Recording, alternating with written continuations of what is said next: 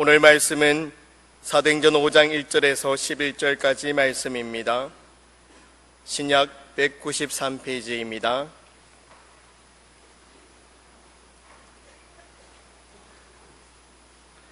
아나니아라는 사람이 그의 아내 삽비라와 더불어 소유를 팔아 그 값에서 얼마를 감춤해 그 아내도 알더라.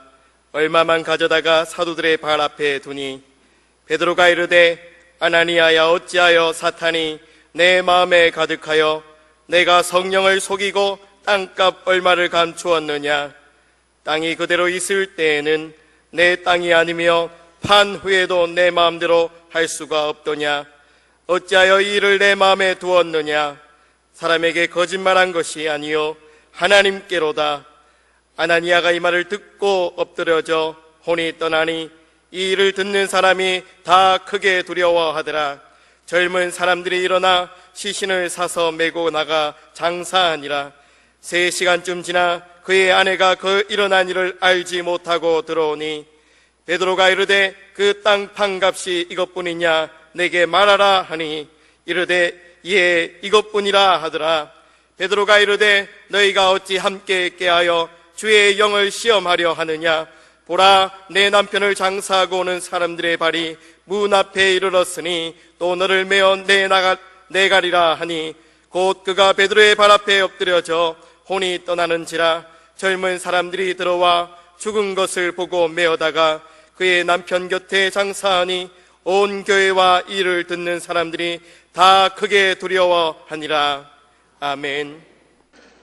예루살렘 초대교회는 처음 시작하자마자 굉장한 역동성을 가지고 매일같이 구원받는 사람이 교회로 몰려오는 참 놀라운 교회였습니다.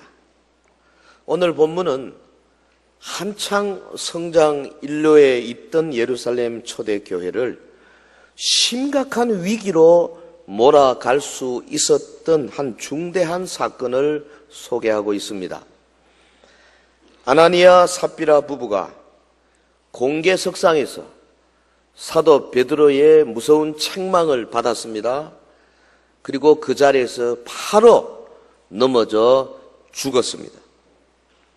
이 사건은 교회 외적인 것으로부터 온 것이 아니라 교회 내부에서 발생한 사건이라는 점에서 문제의 심각성이 더 크다고 할 수 있습니다. 아나니아와 삽비라 부부가 거짓 봉헌으로 성령님과 사도들을 속이려 하다가 하나님께 심판받은 사건, 한마디로 말하면 이 사도행전 5장의 사건이 바로 이것입니다. 당시 유무상통의 신앙 공동체를 유지하던 초대교회의 순수성 혹은 연합 일치를 위협하는 중차대한 사건으로 그 배후에는 물론 교회를 무너뜨리고자 하는 사탄의 관계가 깊숙이 개입되고 있었다. 사도 베드로가 그렇게 판단했습니다. 추지하다시피 우리 예수님 승천하시고 오순절 성령 강림으로 예루살렘 초대교회가 갓 태동되었지 않습니까? 이제부터 주님의 재림 때까지, 그러니까 이 땅 위에서 택한 성도들의 모임으로서 복음의 전진 기지로서의 비상한 시대적 소명을 감당해야 하는 교회였어요.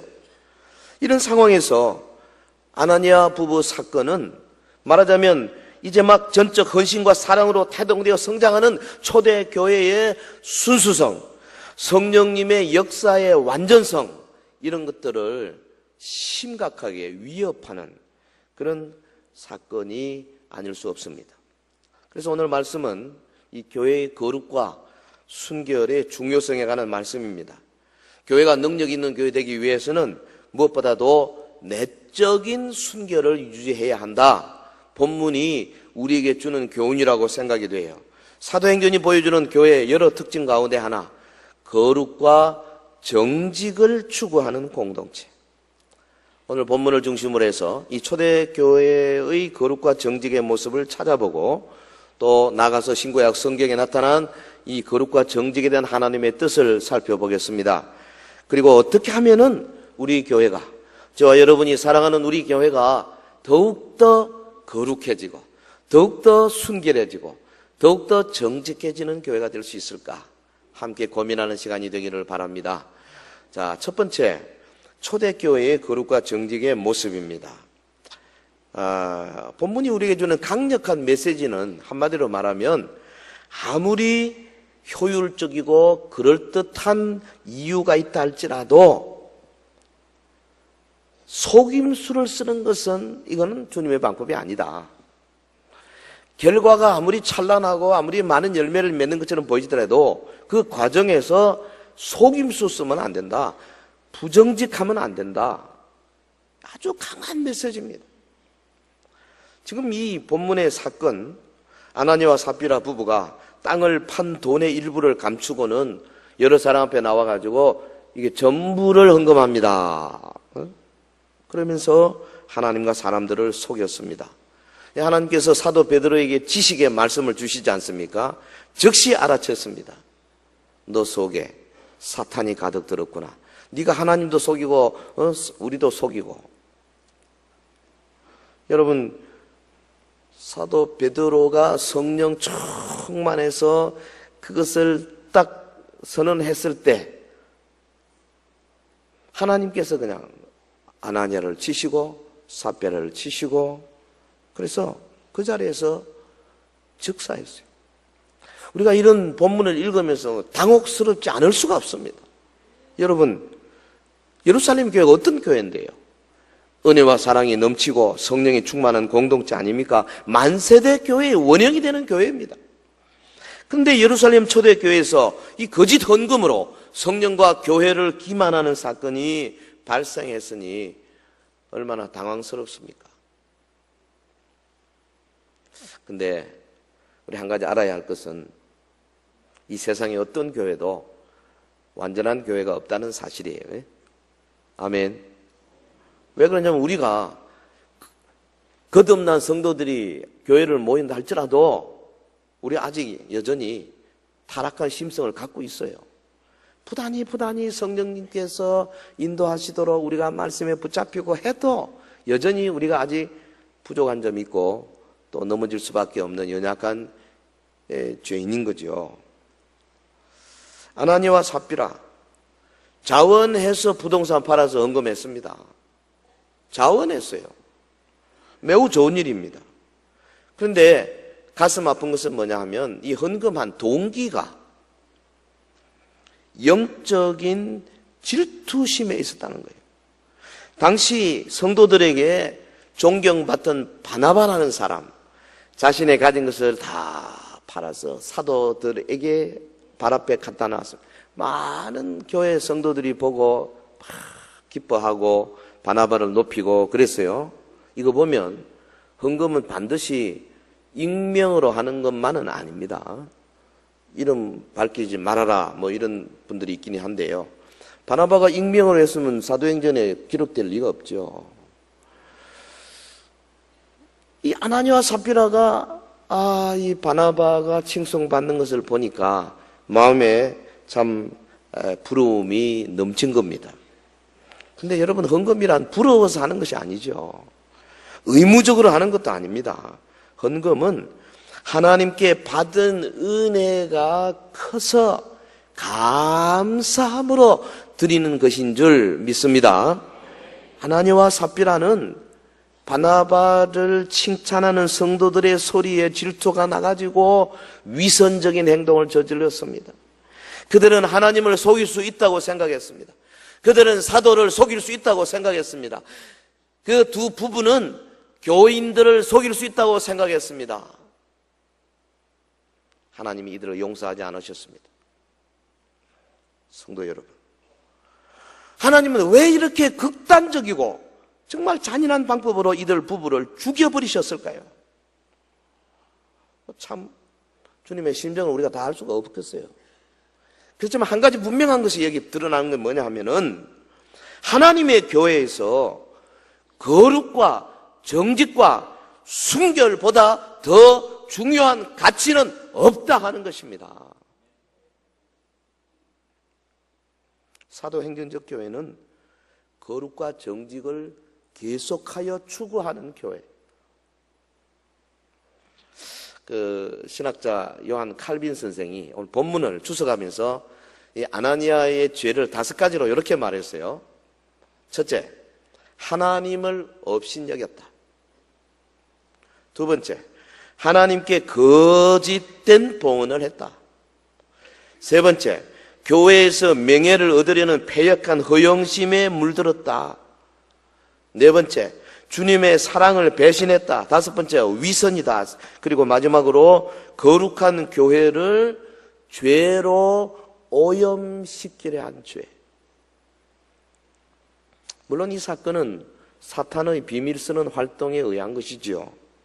3절에 그것이 나타나지 않습니까? 사탄은 복음의 전진 기지가 될 교회의 내부에 틈을 타서 교회를 약화시키려 하였습니다. 사탄은 아나니아 부부의 공명심을 이용해서 교회 내 시기와 분열과 거짓의 독소를 퍼뜨림으로써 교회의 순수성과 일치를 깨뜨리려고 했습니다. 만일 하나님이 이 사건을 그냥 방치하셨더라면 성도들의 봉사의 동기가 순수한 사랑이 아니고 불순한 자만심과 공명심으로 변질될 위험이 있었어요. 그래서 하나님께서는 사탄의 음모로부터 하나님의 교회를 지키기 위해서, 순수성을 지키기 위해서 사탄의 하수인이 되어가지고 성령과 교회를 기만한 아나니아 부부를 엄격히 심판하십니다. 보면 10절에 보면 곧 엎드러져 그랬어요. 곧 엎드러져. 무슨 말입니까? 하나님의 심판이 얼마나 신속하게 집행되어 버렸는가. 말하자마자 그 자리에 엎드려 죽었어요. 아마 베드로도 깜짝 놀랐을 겁니다. 하나님이 그렇게 하실. 이 사건이 어떤 결과를 가지게 됐습니까?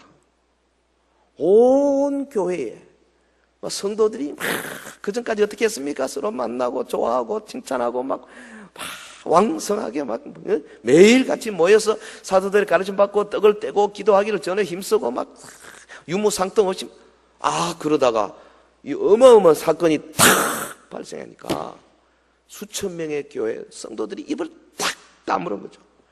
조용해진 거죠. 엄숙해진 것이죠. 이야, 하나님께서 우리 한 사람 한 사람의 삶 속에 직접 개입하시는구나. 막 하나님의 그 어미하심, 하나님의 거룩하심 앞에 옷깃을 여미게 된 겁니다. 조심하게 된 거죠. 하나님이 살아계셔서 친히 교회를 감찰하신다는 인식이 온 교회 안에 아주 마음속에 깊이 각인이 된 사건이에요.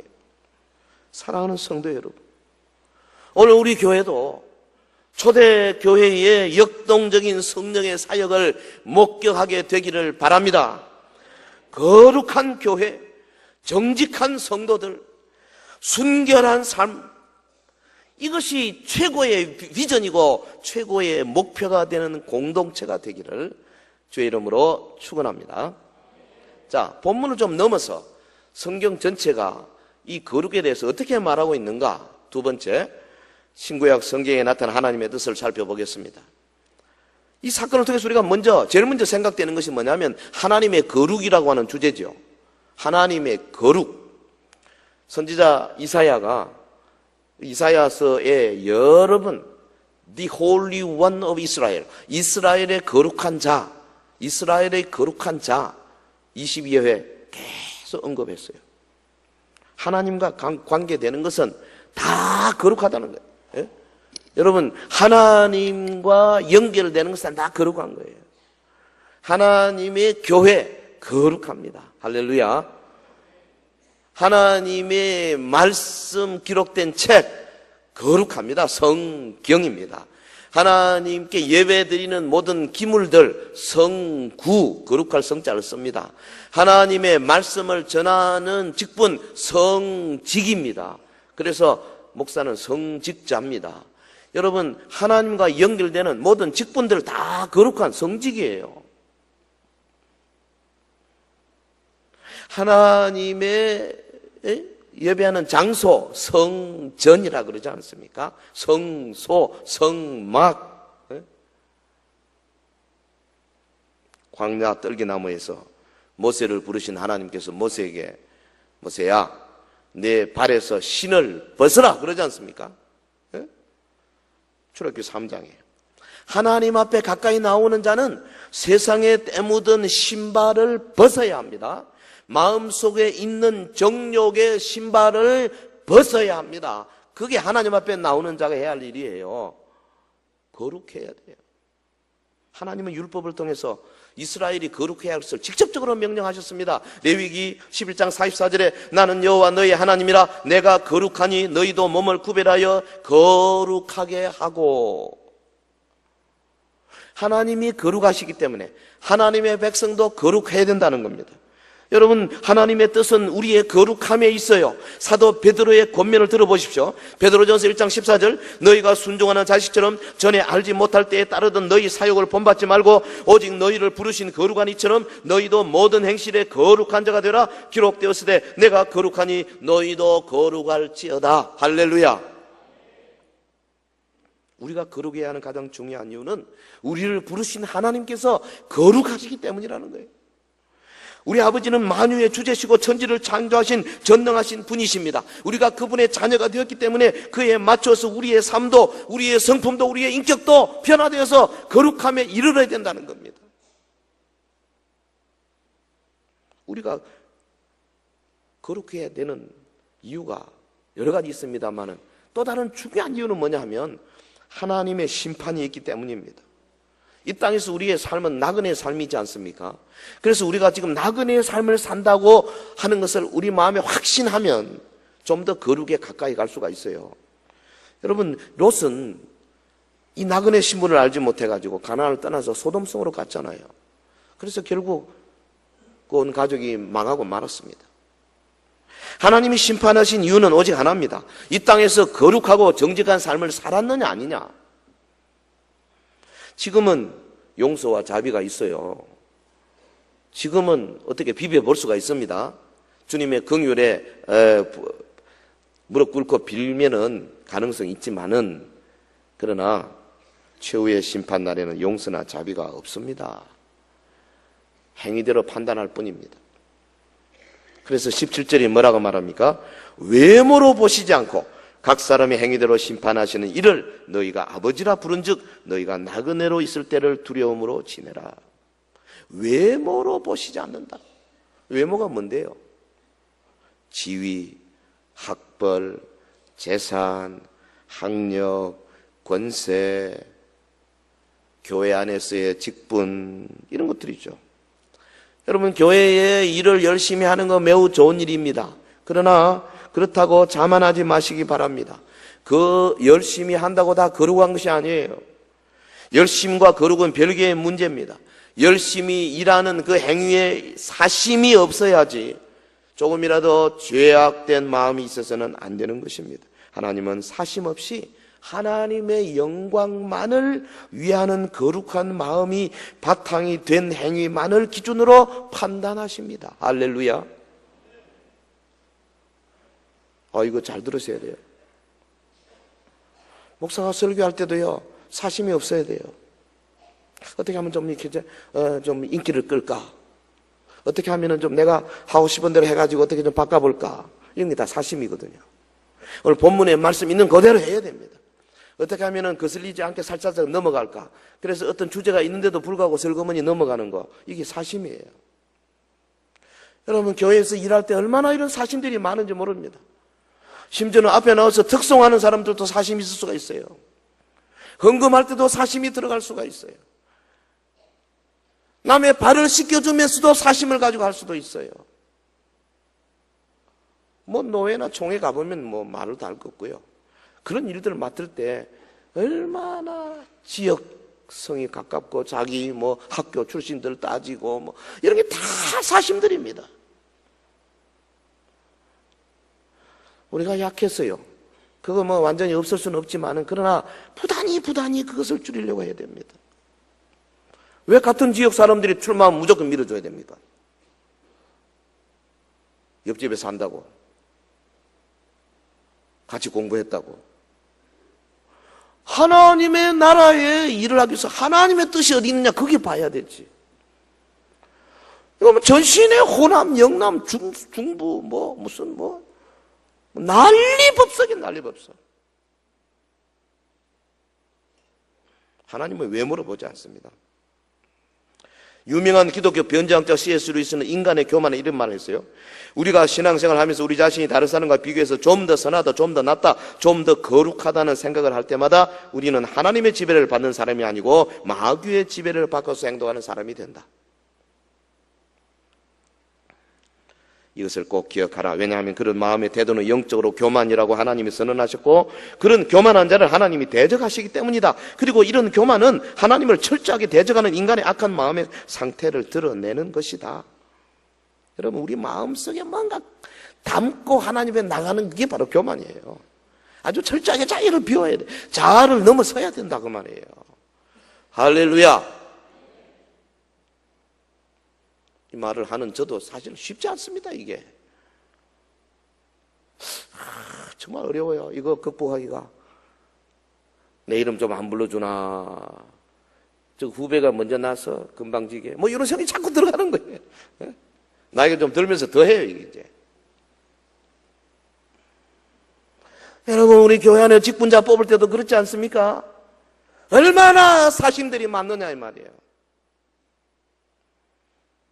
사돈의 팔촌이니까 뭐니까, 동양이니까 뭐니까, 나하고 생각이 비슷하니까. 우리 속에 21세기 아나니와 삽비라가 가득 들어있는 것이 아니라 이 말이에요.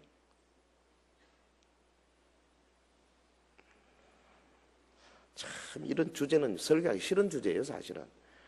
이게 순서대로 가다 보니까 안 할 수도 없고요. 여러분, 거룩이라는 말은 이 세상 것에 대하여는 잘 사용되지 않는 말입니다. 하나님 자신만 거룩하시고, 따라서 하나님께로부터 나온 것들이나 하나님께 속한 것들만 거룩하기 때문에 그래요. 하나님은 이스라엘을 택하여 하나님의 백성으로 삼으셨습니다. 그래서 이스라엘 백성들이 거룩한 백성이 된 거죠. 하나님이 이스라엘 백성을 향하여서 레위기 11장 45절에 나는 너희 하나님이 되리고 너희를 애굽 땅에서 인도하여 낸 여호와라. 내가 거룩하니 너희도 거룩할지어다. 할렐루야. 우리 교회를 향해 하나씩 말씀 아닙니까? 내가 거룩하니, 성인교회 성도 여러분, 너희도 거룩할지어다. 이 말씀 하시면서요, 하나님이 거룩한 백성의 삶에 대해서 어떻게 하면 이렇게 되느냐, 구체적인 방법 중에 첫 번째가 제사였습니다. 예배. 첫 번째가 제사.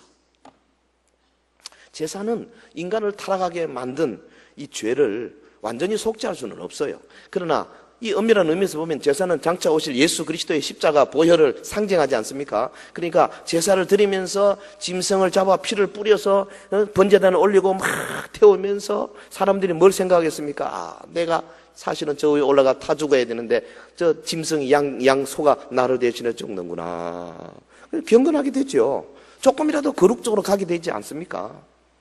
그렇지만은 그거 완전히 속죄가 안 되니까 계속 드리셔야 했어요. 하나님은 그래서 인간의 죄를 근원적으로 해결하고 온전히 거룩하게 하시고자 독생자 예수 그리스도를 이 땅에 보내주신 겁니다. 그래서 예수 그리스도를 믿는 이들은 그 죄를 용서받고 거룩한 백성이 되었다 하는 뜻에서 성도 이렇게 부르는 거죠. 할렐루야. 따라합시다. 성도. 성도. 우리가 불려줄 수 있는 가장 좋은 이름이 성도입니다, 사실은.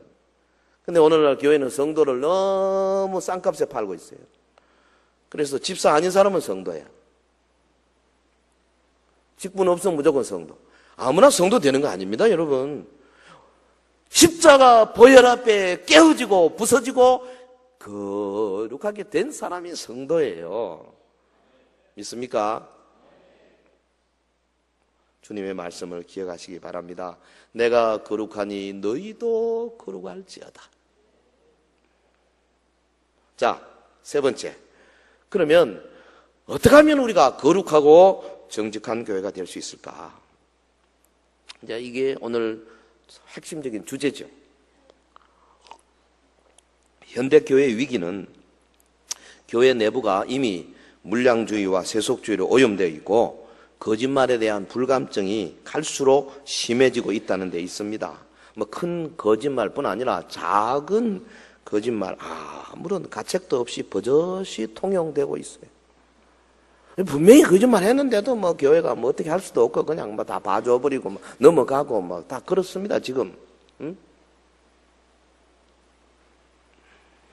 수단이야 인간적이더라도 뭐 약간의 부정과 뭐 약간의 뭐 거짓이 개입되더라도 그 목적이 좋고 뭐 결과가 좋고 뭐 교회가 숫자가 많아지고 뭐 예산이 좀 많아지고 뭐 교회 예배당을 크게 짓고 이러면 좋은 거 아니냐? 아니한 인식이 팽배합니다. 이것은 교회도 그렇고 제가 알기로는 신학교도 그렇더라고요. 이번에 감사하는 거 들어보니까 뭐 이거 뭐 난장판이에요, 난장판. 아니 어떻게 거룩한 하나님의 기관을 처음 스타트부터 그렇게 해야 돼요. 과정에서부터 시작돼야 되는 겁니다. 할렐루야. 우리 교단만 하더라도요, 설립 100년의 역사, 1만 2천여 교회와 300만 명에 육박하는 교인들, 대단하죠.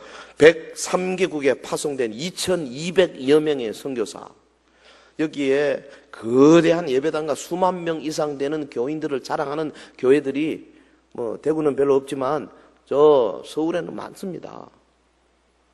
이런 숫자나 이런 규모, 이런 소유, 이런 요소들을 만약에 경쟁력으로 내세운다면은 아마도 하나님의 눈에 볼 때는 매우 천박할 것입니다. 하나님은 그런 것 전혀 신경 안 쓰시거든요. 여러분 20세 이상 되는 남자들 60만 명이 애국을 벗어나서 나와가지고 다 죽고 59만 9,998명이 죽고 2명만 들어갔어요. 가나안 땅에. 하나님은 숫자에 별로 신경 안 쓰세요. 우리가 신경 쓰는 거죠. 교회 간에도 예산, 교인 수, 예배당 평수, 오케스트라, 뭐 찬양대 뭐 이런 걸 가지고 경쟁하는 것에 이미 익숙해 있습니다.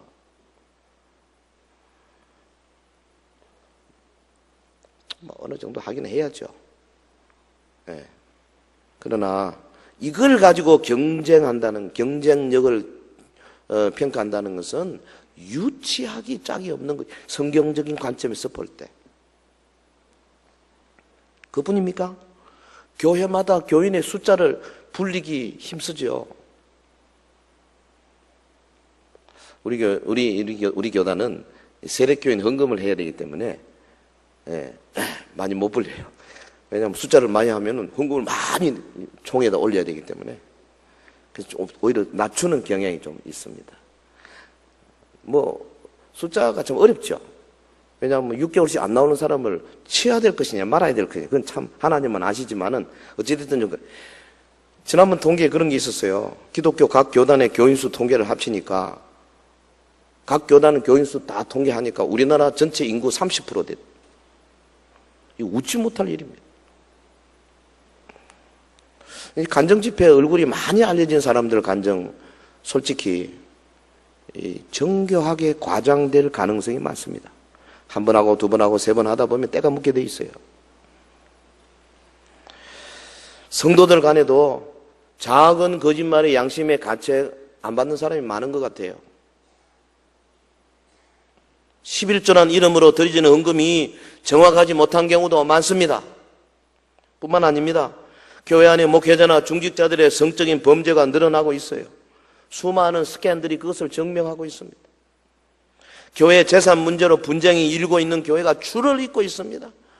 서울의 큰 교회 지금 그 목사님은 감옥에 갇혀 있습니다.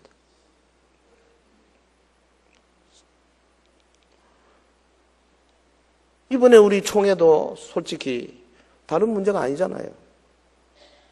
돈 문제하고 이 성의 문제 때문에 참 개회 때부터 시끄러워가지고 아슬아슬하게 계속 월, 화, 수, 목, 금까지 가서 막판에 가서 그만 엉망이 돼버리고 말이에요. 여러분 우리 교단을 위해서 기도 많이 해야 됩니다. 지금 뭐 인터넷이나 뭐 신문에 좀 뭐 완전히 막 이거 참 고개를 들고 나갈 수 없을 만큼 되어 있습니다. 숨길 수가 없어요. 다 요즘은 뭐 전부 이거 뭐 오픈된 세상이 돼서. 왜 그런지 아십니까? 이 거룩에 대한 개념이 너무 약해요. 너무 뻔뻔해요. 잘못을 해가지고 하고만 고백하고 두 손 들면 우리가 용서해 줄 수도 있는데도 그걸 막아내기 위해서 막 서울에서부터 막 용력을 150명씩 불러가지고 시커먼 친구들 막 덩치들 쫙 깔아가지고 아니 우리 목사들이 용력 사이에 막 그냥 뭐 신분증 내고 그러고 다녀야 되겠어요? 여러분 거룩이 깨어지고 나니까 완전히 세상 사람들이 상식으로도 이해 못하는 수준으로 추락하는 것이 이 영적인 세계예요. 사랑하는 성도 여러분, 교회가 가져야 할 최고의 경쟁력은 딴 게 아닙니다. 세상이 결코 흉내낼 수 없는 것이 되어야 하는 겁니다. 그것이 뭡니까? 거룩함이고 순결함입니다.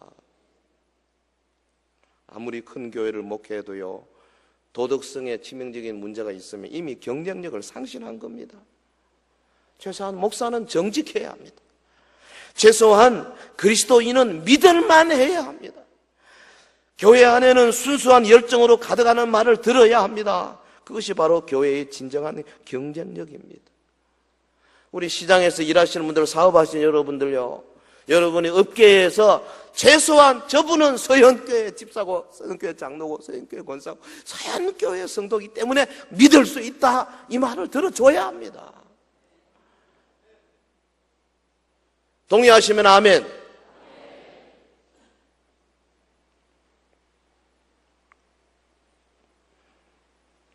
슬프게도 지금의 교회는 세상과 똑같은 것을 가지고 경쟁하려고 애쓰고 있어요. 물량적인 문 가지고 혹은 무슨 권세 가지고 돈 가지고 경쟁하려고 하고 있다, 그 말이죠. 그러나 세상은 교회에서 이 세상에 없는, 세상이 흉내낼 수 없는 그 어떤 것이 없느냐, 이런 걸 찾고 있는 거 아니겠어요? 사람들은 교회에 얼마나 언금이 많이 들어오는가 그 별로 관심 없습니다. 오히려 그 돈이 아름답게 쓰이는 것을 보고 싶어 하고 있습니다. 여러분, 어떤 브랜드의 옷을 입고 어떤 자동차를 타고 와서 예배를 드리느냐, 그것보다도 노숙자를 먹이기 위해서 앞치마를 두르고 뛰는 모습 보고 싶어 하고, 반찬 통을 들고 차상의 계층에 허름한 대문을 두드리는 모습에 감동되는 것이 세상입니다. 세상은 교회에 대하여 잘 모릅니다. 그러나 그들은 하나님이 주신 양심과 도덕적인 잣대로 교회를 평가하고 있는 거예요. 사랑하는 성도 여러분, 어떻게 우리가 성품과 행실과 삶에 있어서 거룩하고 온전해질 수 있을 것인가? 무엇보다도 우리가 거룩에 대한 개념이 확실히 서야 되고요, 하나님이 거룩하시고 우리를 거룩하게 하도록 원하시고 계신다는 사실 앞에서 아주 철저하게 무릎을 꿇어야 돼. 그리고 히브리서 10장에 보면 우리로 하여금 그리스도 안에 있어야 한다 그랬어요. 10장 11절, 제사장마다 매일 서서 섬기며 자주 같은 제사를 드리되 이 제사는 언제나 죄를 없게 하지 못하거니와 오직 그리스도는 죄를 위하여 한 영원한 제사를 드리시고 하나님 우편에 앉으사 그 후에 자기 원수들을 자기 발등상이 되게 하실 때까지 기다리시나니 그가 거룩하게 된 자들을 한 번의 제사로 영원히 온전하게 하셨느니라. 할렐루야. 언제나 그리스도 안에 있어야 돼요. 14절에 보면 거룩하게 된 자들, 이거는 다른 말로 하면 거룩하게 되어지는 자들이라는 뜻입니다. 하나님의 백성이 되어서 신분적으로는 온전히 거룩하게 되었지만은 그러나 성품과 행실과 삶에 있어서 점점 거룩을 향하여 달려가고 있는 사람들. 근데 누가 그렇게 만드느냐? 그가 예수님이죠. 예수님이 우리를 영원히 온전케 하신다는 거예요. 그렇기 때문에 우리가 거룩해지기 위해서는 다른 게 없어요. 예수님 안에 있어야 돼요. 내 노력으로 안 됩니다. 날마다 예수님 안에 있어야 돼요. 예수님과 가까이 있어야 돼요. 예수님을 붙들고 늘어져야 됩니다. 예수님 없이는 못 산다고 고백해야 합니다. 부부가 멀리 떨어지면 안 되듯이 매일 같은 침대에서 같은 이불을 사용해야 되듯이 우리는 예수님과 그냥 계속 같이 살아요. 예수님 안에 있어야 돼요. 저가 내 안에 내가 저 안에 있으면 이 사람은 과실을 많이 맺나니 나를 떠나서는 너희가 아무것도 할 수 없다 그랬지 않습니까? 예? 도자기가 온전한 모습을 갖추고 광택이 나는 걸작품이 되려면 도공의 손 안에 있어야 돼요. 성도는 온전히 거룩해지기 위해서 주님의 품을 한시라도 떠나면 안 됩니다. 아멘. 주님 품 안에 안 떠나기 위해서 그게 교회 아닙니까? 예배 아닙니까? 계속 여기 떠나면 안 돼요. 그리고 한 걸음 더 나가서 되게 되느냐? 주님의 말씀만을 따라 살아야 돼요. 네? 성령이 증언하시는 주님의 말씀입니다. 16절에 그날 후로는 그들과 맺을 언약이 이것이라 하시고 내 법을 그들의 마음에 두고 그들의 생각에 기록하리라. 언제나 그리스도 안에 있어야 된다는 것, 이 연장선상에 있는 게 뭐냐 하면은 그리스도 안에 있다는 것은 모든 것을 주님께 맡긴다는 것이고 다르게 말하면 주님의 법을 따라 살겠다는 결단입니다. 주님 안에 있다는 말은 주님이 주신 말씀대로 순종한다는 말이에요. 아멘. 이 주님 말씀대로 순종하자는 말 하도 많이 들어가지고 어지간히 가지고는 뭐 간에 기별도 안 가. 어떻게 하면은 대못을 그냥 가슴에다 박을 수 있을까? 말씀대로 순종한다는 거 어떻게 하면 박을 수 있을까? 이게 설교자의 고민이에요. 말씀대로만 살기를 노력해야 되는데 뭐 실수하죠. 넘어집니다. 우리가 뭐 완전하지 않기 때문에 죄를 짓습니다. 아차 하는 순간에 과장하고 아차 하는 순간에 거짓말하고 아차 하는 순간에 옛날 했던 버릇을 또 나옵니다. 너무 정죄하지 마십시오. 우리 다 약하니까요. 하지만은 돌아서지 않고 계속 잘못하고 그건 안 되죠. 죄송합니다 주님, 내가 또 실수했군요. 내가 또 죄를 지었군요. 주 앞에 엎드리셔야죠. 회개해야 되죠. 어떤 목사님 하루에 15번 회개한다는데 그리는 못하더라도 수시로 회개해야 돼요. 십자가 보혈. 그래서요, 이 회개하는 성경 구절 같은 것들 몇 개 외워 있으면 제일 좋고요. 회개하는 찬송가 알고 있으면 제일 좋아요. 천부의 여지없어서 손들고 좋지 않습니까? 내 죄를 회개합니다. 주님 나를 사하여 주옵소서. 내가 그리스도 안개 십자가에 못 박혔습니다. 그런 적 이제는 내가 내 안에 그리스도께서 사신 것입니다. 고백하셔야 돼요. 만일 우리가 우리 죄를 자백하면 저는 미쁘시고 이로사 우리 죄를 사시며 모든 불의에서 우리를 깨끗하게 하시리라. 성경 구절을 암송하고 고백하고 십자가를 생각하고 갈보리 십자가 앞에 가서 묵상하고 찬송하고 끊임없이 자기를 쳐서 복종시켜야 돼요. 그래서 이런 과정을 통해서 조금씩 주님의 모습을 지금 닮아가는 겁니다. 주님의 거룩을 체험해 가는 겁니다. 넘어지는 자신의 모습을 보면서 실망하지 마십시오. 다시 일어서면 되는 거예요. 다시 일어서서 항상 예수 안에 있기를 힘쓰고 하나님 주신 말씀을 붙들고 그 말씀대로 순종하려고 몸부림치는 때에 성령께서 우리를 끌고 가시면서 어느덧 이리 보면 내가 작년보다 많이 달라졌구나, 많이 경건해졌구나, 많이 거룩해졌구나 깨닫게 될 것입니다. 성도 여러분, 교회는 다시 태어나고 거듭나야 합니다. 교회가 주님의 능력을 되찾으려면 내적인 순결을 유지해야 합니다. 할렐루야. 기억해야 할 것은 하나님은 죄에 대해서 무디신 분이 아니라는 사실이에요. 하나님은 그리스도의 피로 사신 교회가 죄악된 수단과 방법으로 오염되는 것을 결코 묵과하지 않으십니다. 오늘 본문에 보면 주님은 주께서 정하신 징계의 계율을 그대로 시행하셨습니다. 교회를 깨고 교회를 오염시킬 때에 그대로 잘라내버리셨습니다. 아나니아와 삽비라가 베드로 사도의 꾸짖음을 듣고 그 자리에 즉사한 것은 하나님의 징계입니다. 그들의 봉헌, 사기, 그건 단순한 죄가 아니라 하나님을 기만하고 교회에 치명적인 해악을 끼치는 것이 되었기 때문에 그렇습니다. 그뿐입니까? 하나님의 여리고 정복 그 도중에 그랬잖아요. 전리품을 자기 장엄하게 숨긴 아간을 기어코 제비 뽑아가지고 찾아내어서 아골 골짜기에서 돌로 쳐 죽이도록 하셨습니다. 이게 하나님의 방법이에요. 하나님은 교회가 혼탁해지는 것을 매우 싫어하십니다. 하나님은 교회가 인본주의로 넘어가는 것을 굉장히 싫어하십니다. 하나님은 교회 안에 세속주의가 밀려오는 것을 무지무지하게 싫어하십니다. 하나님은 교회의 거룩을 해치는 것을 절대 묵과하지 않으십니다. 그러므로 주님의 교회는 주께서 정하신 징계의 계율을 반드시 실행해야 합니다. 디모데후서 2장 25절에 거역하는 자를 온유함으로 훈계할지니 혹 하나님이 그들에게 회개함을 주사 진리를 알게 하실까 하며 그들로 깨어 마귀의 올무에서 벗어나 하나님께 사로잡힌 바 되어 그 뜻을 따르게 하실까 합니다. 장로교 창시자 요한 칼빈은 참 교회의 세 가지 지표를 이렇게 말했어요. 첫째가 말씀이 정당하게 선포되어야 한다. 말씀이 진리가 선포돼. 두 번째가 성례가 정당하게 집행되어야 한다. 아무나 세례 주면 안 된다.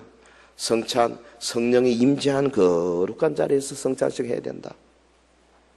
세 번째, 권징을 정당하게 집행해야 한다. 교회가 권징 잘해야 한다. 예를 들어서 계명을 어기는 자는 한 번, 두 번 훈계한 다음에 하지 않을 때는 징계해야 한다. 그런데요, 제가 보니까 처음 두 개, 말씀과 성례는 그런 대로 우리가 신경을 쓰고 하는데, 세 번째 이 권징은 온데간데 사라지고 없어요. 지금 21세기는 권징 없는 시대입니다. 참 교회가 되기는 처음부터 텄어요. 칼빈의 입장에서 보면.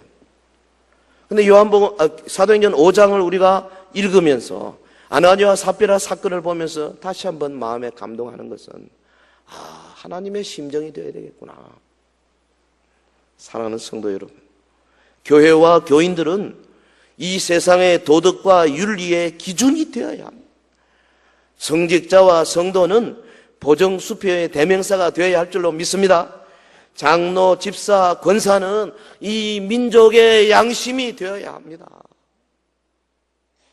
우리 교회는 거룩과 정직을 최고의 가치로 삼고 교회의 본질 회복에 더욱 노력을 기울여야 되겠습니다. 우리 교회 위에 하나님께 대한 거룩한 두려움이 임해서 성도들 한 사람 한 사람 다 주님의 거룩을 묵상하면서 내 삶 속에, 우리 구역에, 우리 전도에, 그리고 우리의 사역팀에 주님의 거룩이 훼손되지 않도록 최선을 다하는 저와 여러분 되시기를 예수 이름으로 축원합니다.